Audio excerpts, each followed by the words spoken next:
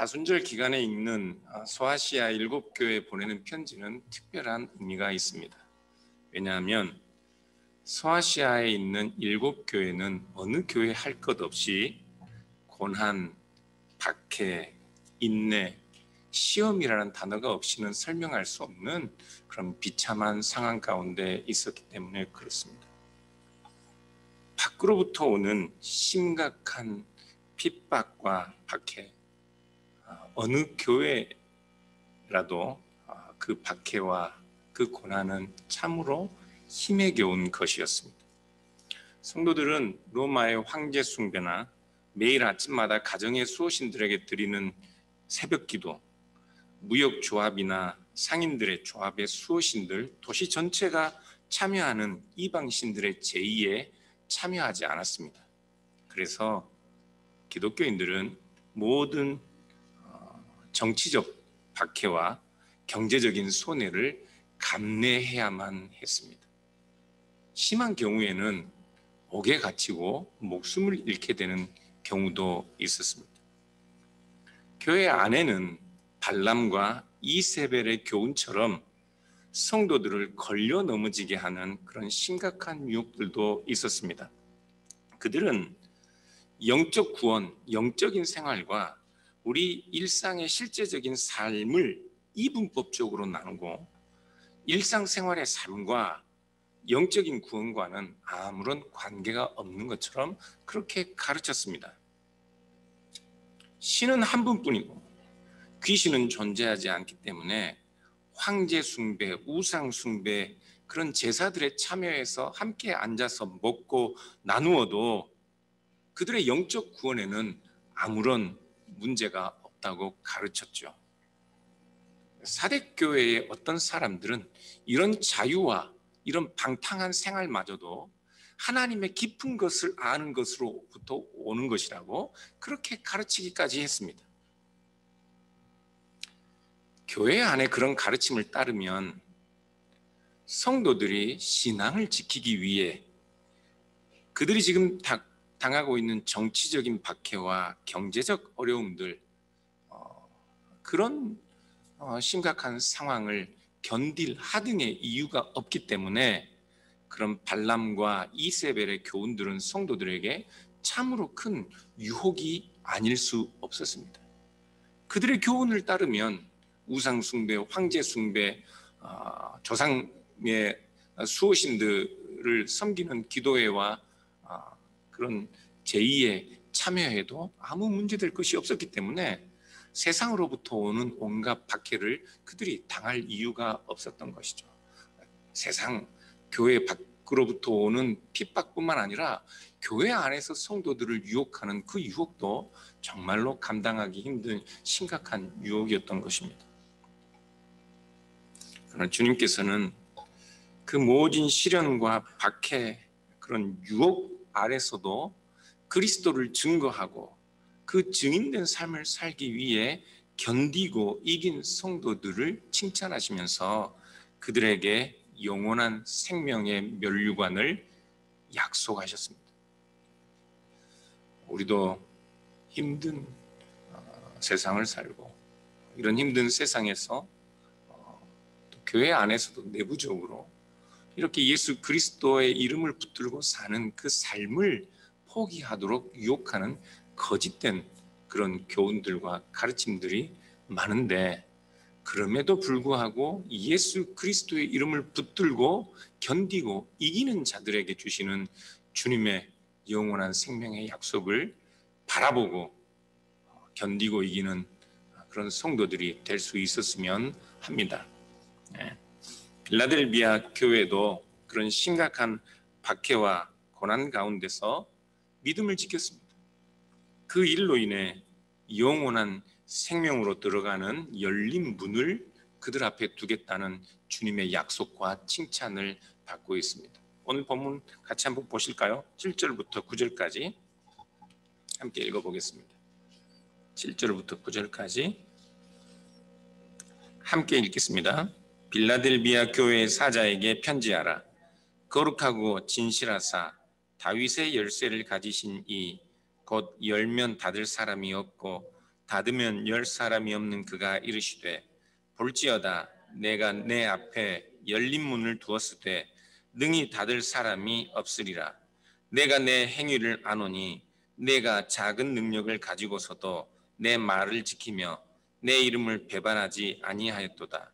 보라, 사탄의 회당 곧 자칭 유대인이라 하나 그렇지 아니하고 거짓말하는 자들 중에서 몇을 내게 주어 그들로 와서 내 발 앞에 절하게 하고 내가 너를 사랑하는 줄을 알게 하리라.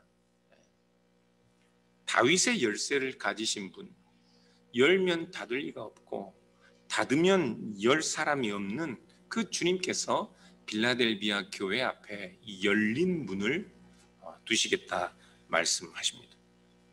이 열린 문을 약속하시는 것은 열린 문을 두시겠다 빌라델비아 교회를 칭찬하시는 이유는 그 빌라델비아 교회가 작은 능력을 가지고서도 주님의 말씀을 지키며 그 이름을 배반하지 않았기 때문에 그렇습니다.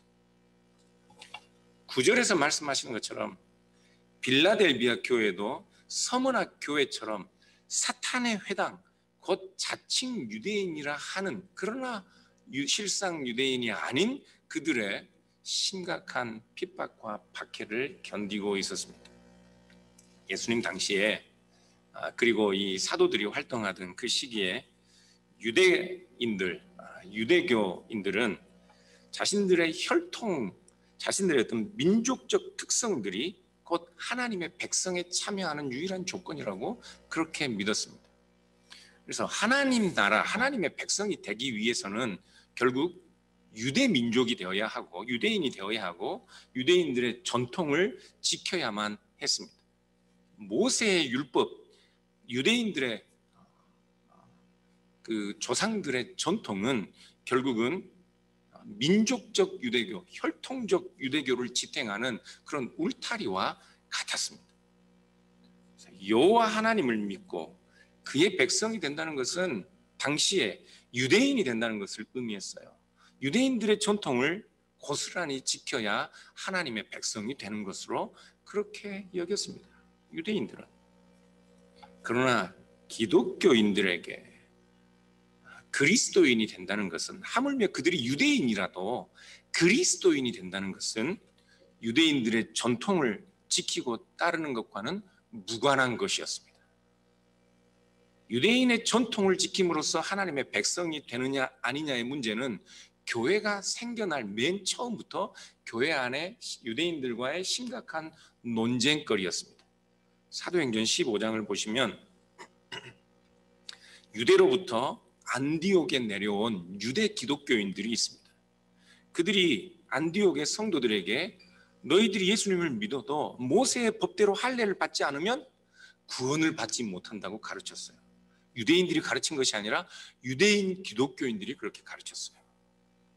그래서 바울과 바나바가 유대에서 내려온 그 유대인 기독교인들과 심각하게 논쟁하고, 안디옥 교회는 예루살렘에 바울과 바나바 그리고 사람들을 보내어 과연 우리가 그리스도인이 된다는 것이 유대인들의 전통을 지켜야 하는 것인지 모세 율법대로 할례를 받아야만 하는 것인지 그렇게 질문하고 답을 기대했습니다. 바울과 바나바가 예루살렘에 도착해서 사람들에게 이방인들이 그리스도의 복음을 어떻게 받아들였는지, 그리고 성령께서 그들 가운데 어떻게 역사하셨는지 보고하였습니다. 그러는 와중에 바리새파 기독교인들, 유대 전통을 충실히 지키는 유대인 기독교인들이 일어나서 말하기를 이방인들이라도 할례를 받고 율법을 지켜야만, 모세의 율법을 지켜야만 구원을 얻는다, 그렇게 강하게 주장하였습니다. 그때 사도 베드로가 이렇게 말씀합니다. 사도행전 15장 7절 하반절부터 11절인데요.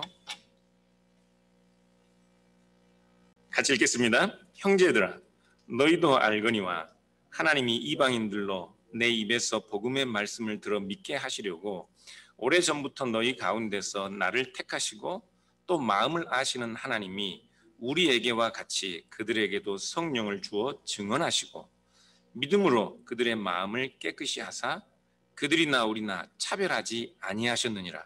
그런데 지금 너희가 어찌하여 하나님을 시험하여 우리 조상과 우리도 능히 매지 못하던 멍에를 제자들의 목에 두려느냐. 그러나 우리는 그들이 우리와 동일하게 주 예수의 은혜로 구원받는 줄을 믿노라 하니라. 베드로와 예루살렘의 기독교인들은 유대인과 이방인이라도 그리스도를 믿는 믿음 안에서는 차별 없이 구원을 받는다, 그렇게 확증하였습니다. 이방인이라도 예수 그리스도 안에서 구원을 얻는 것은 유대인들의 민족적인 특별한 어떤 그런 특권 안에 포함되는 것이 아니라 오직 예수 그리스도를 믿는 믿음으로 차별 없이 구원을 얻는 것이라 그렇게 확증하고 선언하였습니다. 그런데 빌라델비아의 유대인들은 십자가에 못 박히신 그리스도를 참된 메시아로 믿지 않았습니다. 그들은 그리스도인들이라도 유대인들의 전통을 따르지 않으면 하나님의 백성에 참여할 수 없다고 그렇게 확신하였습니다. 그래서 그리스도인들이 하나님 나라에 합당하지 못하다는 온갖 비난과 모함과 모욕을 당하면서 그들은 유대교로부터, 유대인들의 모임으로부터, 유대교 회당으로부터 출교를 당하였을 것입니다. 그런 빌라델비아 교회 성도들에게 주님께서는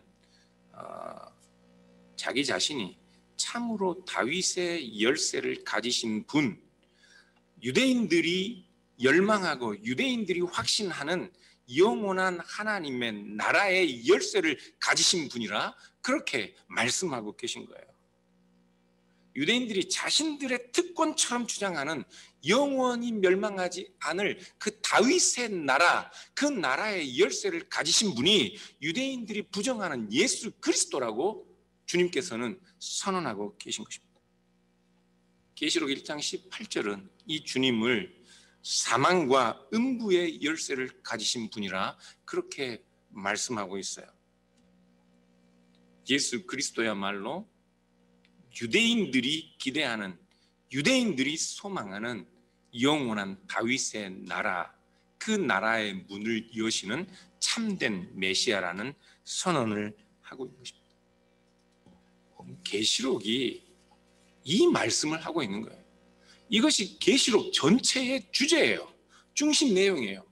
계시록 전체는 앞으로 우리가 알지 못하는 어떤 때 주님이 오시면 무슨 일이 일어나는지 그것을 우리에게 미리 예언하는 것이 아니라 유대인들이 부정하고 그리스도인들이 그 심각한 핍박 가운데서도 유대인의 전통을 따르지 않으면 그들도 하나님의 나라에 합당하지 않다고 예수 그리스도를 가짜 메시아라고 주장하는 그들에게 그 모진 핍박과 고난과 박해 아래서도 그리스도의 이름을 믿고 있는 자들에게 너희들이 붙들고 있는 그 예수 그리스도야말로 참된 메시아이며 그 그리스도 예수야말로 다윗의 나라의 문을 여시는 분, 다윗의 키를 가지고 계신 참된 메시아라 선언하고 있는 것, 그것이 계시록의 중심 내용인 것입니다.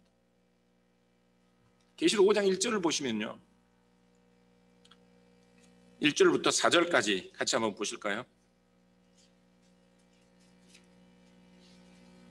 같이 읽어보겠습니다. 내가 보매 보좌에 앉으신 이의 오른손에 두루마리가 있으니 안팎으로 썩고 7인으로 봉하였더라. 또 보매 힘 있는 천사가 그 음성으로 외치기를 누가 그 두루마리를 펴며 그 인을 떼기에 합당하냐 하나 하늘 위에나 땅 위에나 땅 아래에 능히 그 두루마리를 펴거나 보거나 할 자가 없더라. 그 두루마리를 펴거나 보거나 하기에 합당한 자가 보이지 아니하기로 내가 크게 울었더니. 무슨 말씀이에요? 여기 나오는 두루마리는 무슨 두루마리예요?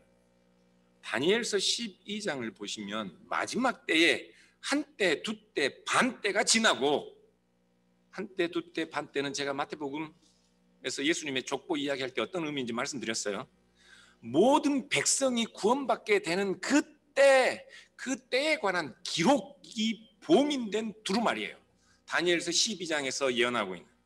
그런데 그 두루마리를 펼칠 수 있는 사람이 없어요. 그 두루마리를 펼쳐야 한때, 두때, 반때가 지나고 하나님의 백성들이 구원받는 그 놀라운 하나님의 예언이 성취되는 때가 오는데 그 두루마리를 펼칠 자가 없는 것입니다. 그래서 사도 요한이 환상 중에 슬피 우는 것이죠. 그런데 계시록 5장 5절을 보시면 장로 중에 한 사람이 내게 말하되 울지 말라. 유대 지파의 사자 다윗의 뿌리가 이겼으니 그 두루마리와 그 7인을 떼시리라. 유대 지파의 사자 다윗의 뿌리가 이기신 거예요. 유대 지파의 사자 다윗의 뿌리이신 예수 그리스도가 한때, 두때, 반때가 지나고 하나님께서 다니엘 12장에서 예언하신 모든 하나님의 백성들이 구원받는 그 예언을 성취하시는 그 일을 이루시는 분이십니다. 그리고 5장 6절, 7절 계속 보시면 내가 또 보니 보좌와 내 생물과 장로들 사이에 한 어린 양이 서 있는데 일찍이 죽임을 당한 것 같더라. 그에게 7뿔과 7눈이 있으니 이 눈들은 온 땅에 보내심을 받은 하나님의 7영이더라. 그 어린 양이 나와서 보좌에 앉으신 이의 오른손에서 두루마리를 취하시니라. 제가 요즘 너무 흥분하는 것 같아요. 그래서 설교문 중간중간에 제발 좀 캄다운해라 이렇게 계속 써놓은 것 같은데 요즘 흥분하는 이유가 있습니다. 흥분하는 이유가 있어요. 제가 믿는 하나님, 그 참된 하나님, 하나님의 아들이신 그리스도께서 참으로 이 땅에 오셔서 십자가에 못 박혀 죽으신 분이라는 그 사실이 너무나도 감격스럽고 너무나도 부정할 수 없는 사실. 하나님의 아들이 이 땅에 오셔서 십자가에 죽으심으로 하나님의 아들이 이 땅에 오셔서 인간의 몸을 입고 실제로 우리를 위하여 십자가에 죽으심으로 유대인이나 이방인들이나 높은 자나 낮은 자나 배운 자나 배우지 못한 자들은 모든 사람들이 차별 없이 구원을 얻는 그 영원한 생명의 나라의 문을 여셨다는 사실이 너무나도 감격스러운 거예요. 어찌 흥분하지 않을 수가 없어요. 그렇지 않아요? 실제로 하나님의 아들이 이 땅에 오셨습니다.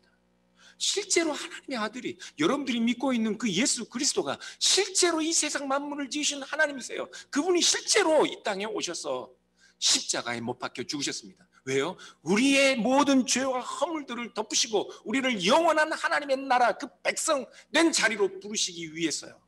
차별 없이, 유대인이나 이방인이나 차별 없이. 감격스럽지 않습니까? 다니엘 12장에 마지막 때에 자기 백성을 구원하시겠다는 그 예언이 기록된 두루마리의 봉인을 떼시는 분, 그분은 다름 아니라 어린 양처럼 일찍 죽임을 당한 다윗의 사자였습니다. 그 주님께서 십자가를 지시고, 우리가 믿는 그 하나님이 십자가를 지시고 버림받으셨으니 당연히 그 주님을 믿는 자들도 부단히 견디고 이겨야 하는 싸움을 싸울 수밖에 없는 것이라. 우리가 믿는 하나님이, 우리의 주님이 본래 하나님과 동등한 분이셨는데 이 땅에 인간의 몸을 입고 낮아지셔서 우리를 위하여 십자가 위에 자기 자신을 버리셨는데 그 주님을 믿는 우리는 도대체 무슨 영광, 도대체 무엇을 바라는 겁니까? 우리 자신들이 부단히 그 그리스도를 믿는, 그리스도를 우리의 주님으로 믿는 자로서 우리를 위하여 자기 아들을 내어주신 그 하나님을 사랑하고 감사하는 마음으로 그 하나님의 거룩한 형상을 닮기 위하여 그 그리스도를 증거하는 그 삶, 그리스도의 증인들로 나타나는 그 삶을 살기 위해 부단히 견디고 싸워야 하는 것이 우리의 영광이 아니냐고요. 빌라델비아 교회 앞에 주님께서 두신 그 열린 문은 다름 아니라 유대인도 이방인도 남자도 여자도 주인도 상전도 모두 십자가를 지신 우리 주님, 오직 그리스도의 예수 안에서 차별 없이 구원을 얻는다는 그 선언, 빌라델비아 교회 성도들의 그 믿음을 확고하게 인정하시는 주님의 말씀이었습니다. 그런데 빌라델비아 교회 앞에 열어두신 이 문은 또 다른 의미가 있습니다. 성경을 보면 열린 문이 다름 아니라 이방인들에게 복음을 증거하는 것과 관련된 그런 표현들이 많이 나옵니다. 고린도전 16장 9절을 보면 바울은 내게 광대하고 유효한 문이 열렸으나 대적하는 자가 많다. 자신이 이방인들에게 복음을 전할 그런 큰 문이 열렸는데 자신을 대적하는 이들이 많다. 그렇게 말씀합니다. 골로새 4장 3절을 보면 또한 우리를 위하여 기도하되 하나님이 전도할 문을 우리에게 열어주사 그리스도의 비밀을 말하게 하시기를 구하라 말씀하고 있고, 다른 본문들도 많은데요. 사도행전 14장 27절만 한 번 더 인용하면 그들이 이르러 교회를 모아 하나님이 함께 행하신 모든 일과 이방인들에게 믿음의 문을 여신 것을 보고했다. 그렇게 말씀하고 있습니다. 빌라델비아 교회는 아주 작은 교회였습니다. 이 빌라델비아 교회 성도들을 박해하는 유대인들은 마치 사탄의 회당이라는 말이 어울릴 정도로 크고 무서운 힘으로 기독교인들을 핍박하고 있었습니다. 당시 이 유대인들이 가진 힘, 유대인들이 기독교인들을 핍박할 정도의 힘을 가지고 있었다는 말은 유대인들이 로마 제국의 종교 제의에 참여하고 유대인들이 유일신 여호와 하나님을 믿는 유대인들이 오히려 로마의 무역조합, 상인조합의 수호신들을 섬기는 그 종교적 제의에 참여했다는 것을 설명하고 있습니다. 유대인들도 박해받는 자들의 자리에 있는 것이 아니라 오히려 자신들 스스로가 기독교인들을 심각하게 박해할 수 있는 정치적, 경제적 힘을 가지고 있는 자들이었습니다. 그 당시의 사회상, 유대인들의 어떤 생활상을 반영하고 있는 탈무드의 기록을 보면 프리기아의 포도주와 목욕 문화, 이방의 문화에 심취한 유대인들, 그들이 이스라엘 중에 10지파에 해당하다고 그렇게 말씀하고 있습니다. 프리기아의 포도주와 로마의 목욕 문화가 12지파 중에 10지파를 유대인들 중에서 떨어져 나가게 했다고 그렇게 기록하고 있어요. 대부분의 유대인들이 그 당시에 자신들의 유일신 종교, 그들이 자신들이 하나님의 백성에 속한다는 특권으로 여겼던 그 유대교회마저도 헌신적이지 않은 사람들이었습니다. 하나님의 백성에 속한다고 자부하던 그들이 마치 교회 안에 발람과 이세벨의 교훈을 따르던 자들처럼 우상 앞에 절하고 있었습니다. 그런데 그들이 참된 이스라엘이 아니라고 거짓 메시아를 믿는다고 비난하고 저주하고 박해하는 그리스도인들이 오히려 거짓 메시아의 이름을 부르는 자들이, 그들이 자신들도 하지 못하는, 자신들도 자신들의 종교적 그런 신앙 앞에 헌신하지 못하는데 그들이 우상 숭배, 황제 숭배, 이방의 신들의 제의에 참여하지 않고 있어요. 기독교인들, 그들이 비난하고 저주하는 기독교인들의 삶이 오히려 그들을 비난한 유대인들 자신들의 삶에 진실하지 못한 것, 그들의 불의한 것, 그들의 거짓된 것들을 드러내고 폭로하는 것 같으니 유대인들은 오히려 더 심각하게 이 기독교인들을 핍박하고 박해할 수밖에 없었던 것이죠. 그 심각한 박해를 견디기에 빌라델비아 교회는 너무 작은 교회였습니다. 서머나 교회처럼 너무 가난한 교회였습니다.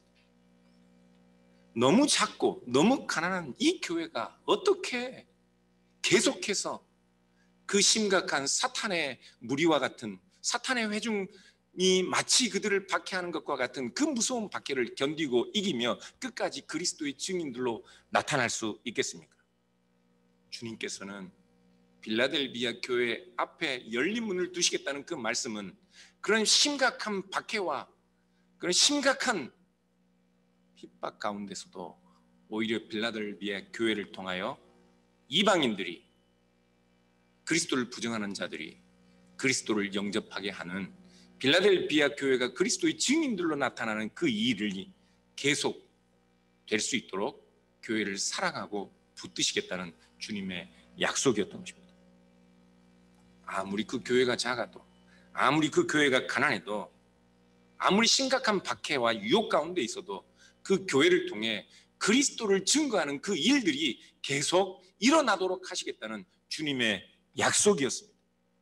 주님께서는 그 증거를, 지금 그들을 박해하고 있는 자들, 유대인들 중에서 몇 사람들이 그리스도인들에게 나와 무릎을 꿇고 사죄할 것이라고 그런 약속을 주십니다.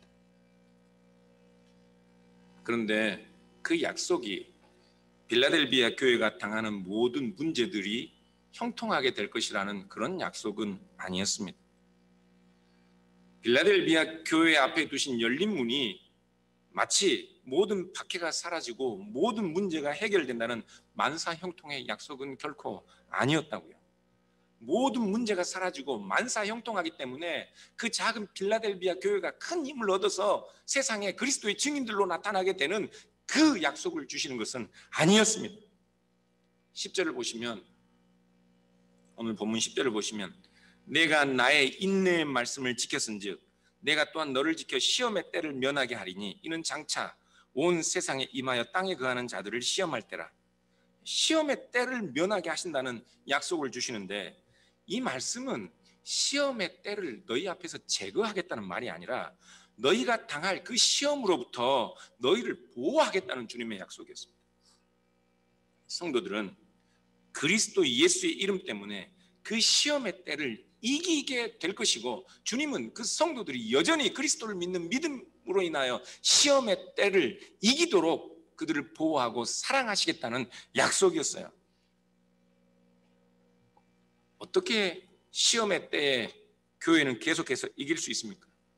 모진 박해 가운데서도 그리스도의 이름을 붙들었던 것처럼 그들은 온 세상에 임하는 시험의 때에도 여전히 그리스도의 이름을 붙들므로써 이기게 되는 것이라.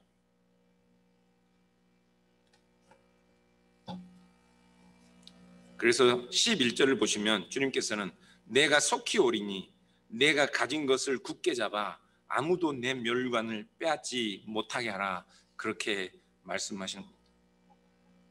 주님께서 그의 사랑을 확증하고 우리의 삶 가운데 우리를 보호하시기까지, 주님께서 우리를 사랑하시는 사랑의 확증 안에서 우리가 믿는 바, 우리가 붙드는 그리스도 예수 이름을 끝까지 붙들고 견디고 이기라 말씀하시는 것이죠. 실제로 이 서머나 교회의 폴리캅이 이 화형을 당하게 됐을 때, 폴리캅의 순교라는 책을 읽어보면 빌라델비아 교회에서 미리 잡혀온 11명의 성도들이 폴리캅 감독과 함께 화형에 처해집니다.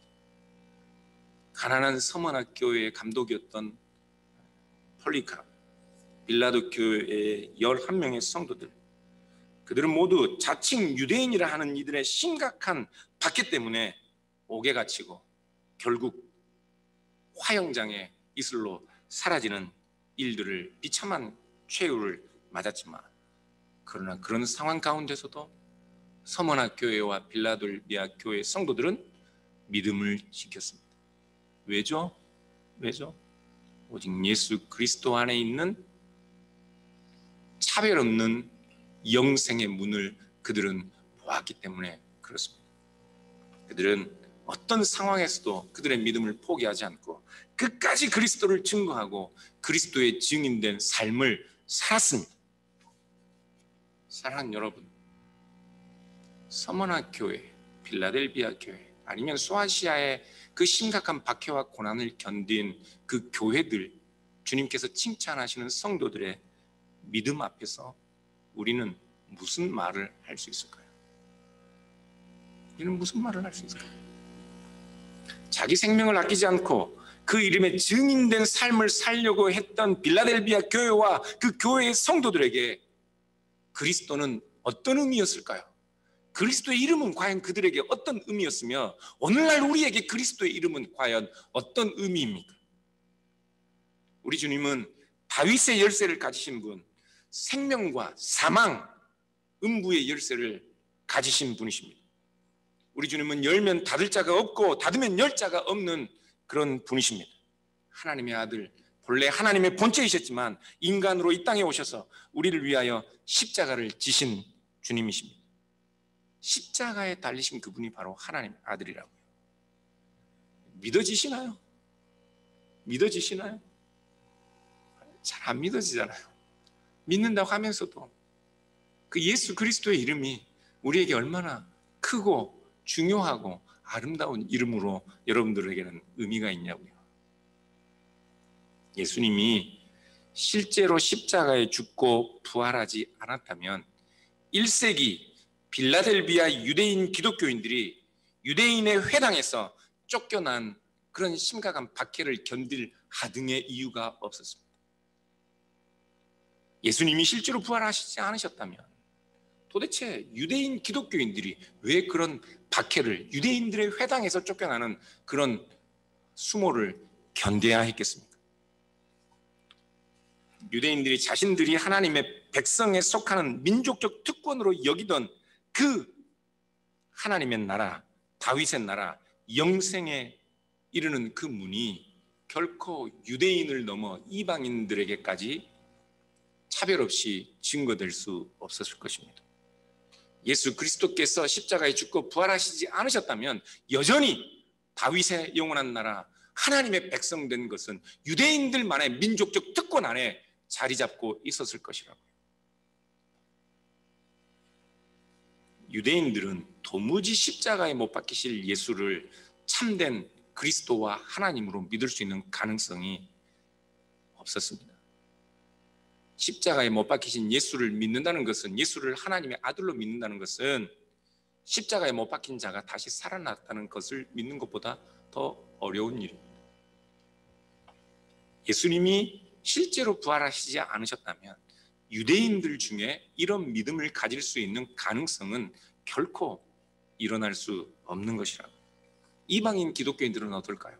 로마인들 기독교인들, 빌라델비아 이방인 기독교인들은 실제로 예수님께서 십자가에 못 박히시고 죽지 않았다면 십자가에 죽은 예수 때문에 이방인 그리스도인들이 로마의 박해를 견디며 자신들의 신을 버리고 방탕한 삶을 청산하고 가난과 핍박을 무릅쓰고 자신의 목숨을 내어놓고 십자가에 못 박히신 예수를 참된 하나님으로, 그들의 참된 왕으로 섬길 수 있는 가능성은 결코 없었을 것입니다. 사랑하는 여러분, 예수님은 실제로 하나님의 아들이시고 그분은 실제로 우리를 위하여 십자가에 못 박혀 죽으시고 실제로 부활하셨습니다. 이 이름 때문에 서머나 교회, 빌라델비아 교회, 소아시아 모든 7교회들은 모든 박해를 견디고 이겼습니다. 그런데 이 이름이 오늘 우리에게는 어떤 의미가 있냐고요.